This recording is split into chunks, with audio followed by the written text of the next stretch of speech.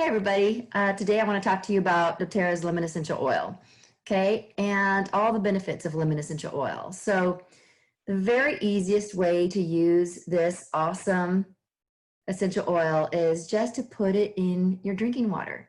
So what I do is I get a stainless steel water bottle, 24 ounce, and I put 2 to 3 drops in it and I refill that 3 times a day. So 2 to 3 drops up to 3 times a day.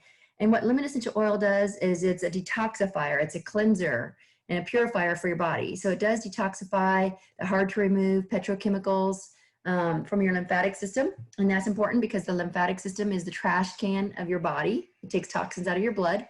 And also lemon essential oil is a mood balancing oil. So it's an amazing oil to diffuse. It's going to help bring up the spirit and the mood in the room when you diffuse it. It's also very cleansing to your indoor air. So like when I give my dog a bath, I don't want my house to smell like wet dog. So I'll diffuse lemon essential oil. So all citrus oils are considered mood balancing oils. And just know that you can apply it topically as well, but citrus oils are photosensitive, meaning that if you put lemon essential oil on your hand and then go out into the sunlight, you might get a little bit of a sunburn right there where you put the essential oil. So all you got to do is cover up the spot. For 12 hours, you're going to be photosensitive when you put it on topically, but that's okay. Some people use it as a lightener or brightener.